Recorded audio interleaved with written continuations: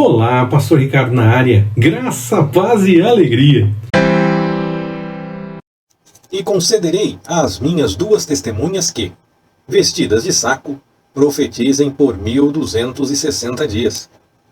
Estas são as duas oliveiras e os dois candeeiros que estão diante do Senhor da terra.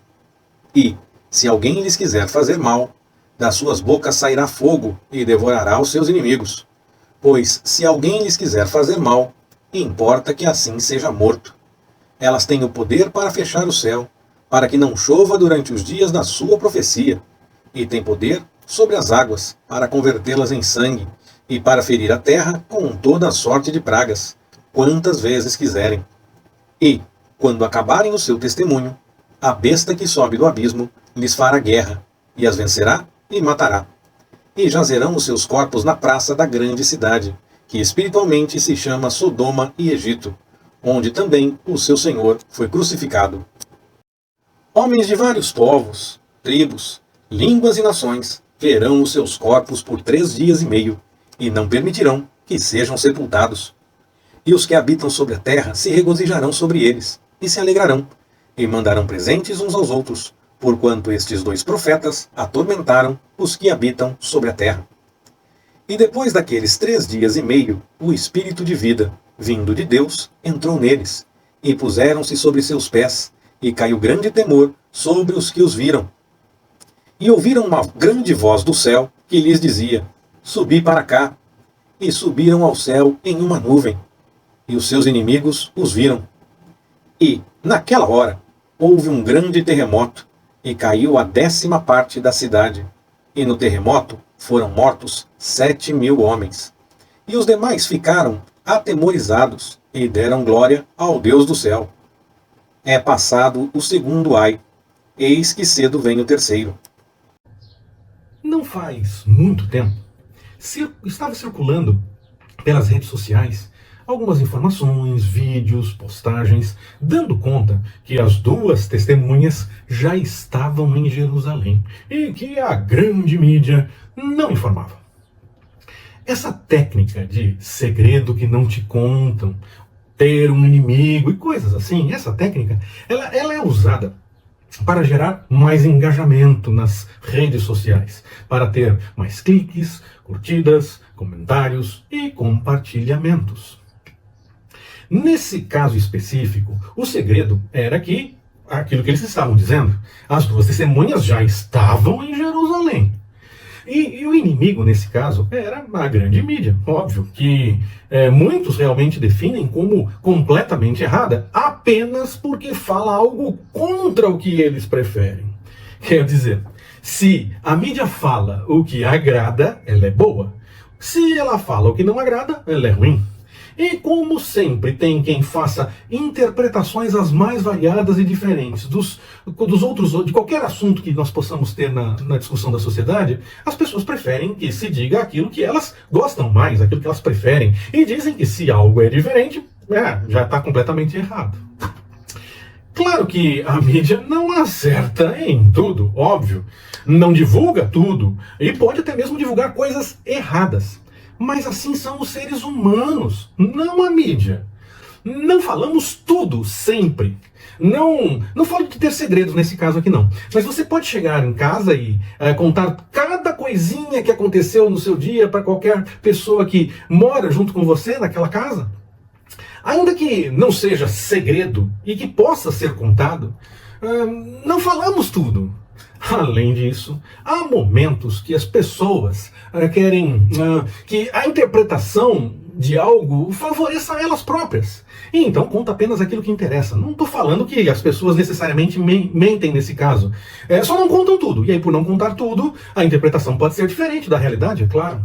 E claro que sim, há momentos em que uma pessoa passa para frente uma informação completamente errada. Não porque ela deliberadamente resolveu mentir, mas porque ela recebeu a informação errada e acreditava que era a realidade, então passou para frente. Logo, não é a mídia que faz isso. É o ser humano, e em qualquer lugar, inclusive na mídia e naqueles que fazem as interpretações que agradam mais em determinados assuntos e gostos.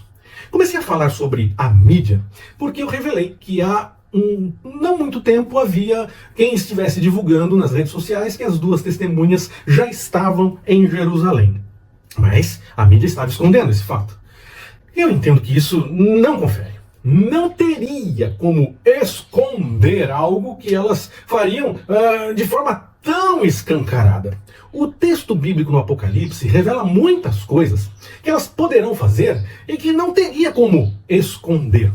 Então, não acredito que as duas testemunhas já estejam por aí. Até por entender que o arrebatamento acontece antes da chegada delas. Mas mesmo quem entende o momento diferente para o arrebatamento, não daria para dar base para as duas testemunhas já estarem atuando nos nossos dias, pois isso seria para depois do acordo de paz com Israel por 7 anos. Aquele que será quebrado no meio do período. Não tem acordo de paz nesse momento. Mas como tem guerra e rumores de guerras, a qualquer momento pode surgir esse acordo e o anticristo se revelar. Ou outro acordo pode aparecer, como já aconteceu bastante ao longo da história, ou podem pelo menos tentar. Falando a respeito das duas testemunhas, é claro que não tem como cravar, definir quem são as duas testemunhas. O Senhor pode ter essas testemunhas preparadas para revelar naquele momento histórico dos acontecimentos. Mas eu tenho 2 candidatos que, para mim, são possibilidades muito interessantes: Enoque e Elias. Na Bíblia, entendo que não há textos sem razão. Nós temos 2 testemunhas no texto do Apocalipse. E temos 2 pessoas que a Bíblia relata que não morreram. Por isso, para mim, eles são, sim, sérios candidatos a esse momento que está profetizado. Ainda que o Senhor possa ter outras testemunhas para esse momento, não ser esses. Algumas pessoas definem que uma das testemunhas seria Moisés. Primeiro, por conta de alguns sinais relatados e que fazem lembrar de Moisés. E também por conta da transfiguração, onde Elias e Moisés são vistos. Começando pela transfiguração, o que temos ali é algo sobrenatural, algo como uma revelação quase de uma antessala do céu. Ali, entendo, Jesus saiu do tempo do nosso relógio e quem testemunhou viu coisas que não estão deste lado da eternidade. Foi uma visão fantástica e sem ligação com o tempo no nosso relógio. E aí, então, eles podem ter visto algo que ainda está no nosso futuro, por exemplo, quando nós aguardamos pela eternidade com o Senhor. Não tem como definir exatamente o que aconteceu na transfiguração, a menos que o Senhor nos dê a devida revelação. Nós aceitamos por fé. Moisés estar ali não diz nada a respeito das 2 testemunhas. Diz sobre a autoridade de Jesus estar ligada com a lei e os profetas, Moisés e Elias. Quanto aos sinais, eles são do Senhor, e ele realiza através de quem ele quiser. Não precisa ser uma pessoa específica. Bem mais simples de explicar do que o ponto anterior, não é? Além disso, eu posso afirmar: quem defende que Moisés é uma das 2 testemunhas está em desacordo com a Bíblia. E em 2 momentos, pelo menos, do texto bíblico há esse desacordo. O final do texto de Deuteronômio relata a morte de Moisés. E Hebreus capítulo 9, versículo 27, revela que ao homem está dado morrer uma vez. E depois disso vem o juízo. Não tem como dizer que é Moisés naquele momento, porque o texto do Apocalipse, que fala a respeito das 2 testemunhas, nos revela que elas vão morrer. Moisés morreria a 2ª vez? Se ele já morreu, ele não pode ser. Não tem como ter polêmica a esse respeito, a menos que se queira dizer que a Bíblia diz algo diferente do que ela realmente diz. Essas 2 testemunhas vão ser poupadas durante aproximadamente 3 anos e meio. Farão os sinais, prodígios, maravilhas e essas coisas todas. Quando cumprirem a sua missão, serão mortas. E haverá como que um Natal para comemorar essa situação, porque as pessoas estarão felizes, trocarão presentes, tudo como parte da comemoração por essas duas mortes. E os corpos das testemunhas que terão sido mortas ficarão como que em exposição em praça pública por 3 dias e meio. Depois desse tempo, elas ressuscitam e são chamadas para o céu. E quem vê isso se assusta, claro. E depois, um terremoto, mortes, o segundo ai. Eu insisto que tenho como candidatos muito fortes Enoque e Elias. Mas da mesma forma, insisto que não tem como cravar, porque o Senhor pode ter essas testemunhas de outra forma. Ele pode decidir. Ele revelou que nós teremos isso. Não quem são essas pessoas.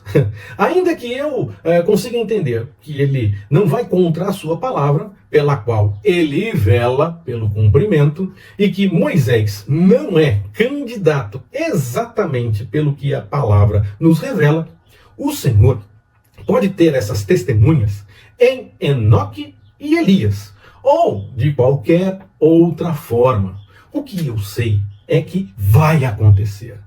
Que nome eles terão? O Senhor é quem sabe. Pode até ser que tenham nomes conhecidos. É claro, se o Senhor tiver outras pessoas preparadas para esse momento, que não Enoque e Elias, essas pessoas podem ter os seus nomes. Inclusive Moisés, é possível, claro. Mas não será o Moisés.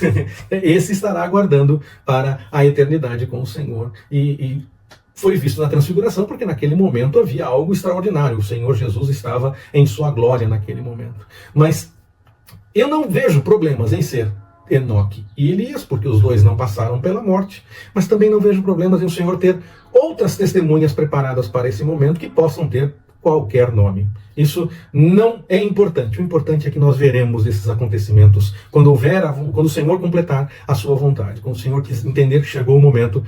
Quem estiver por aqui vai ver esses acontecimentos e vai confirmar o que a palavra revelou há tanto tempo. Que o Senhor nos abençoe. Forte abraço. Até mais, permitindo o Senhor.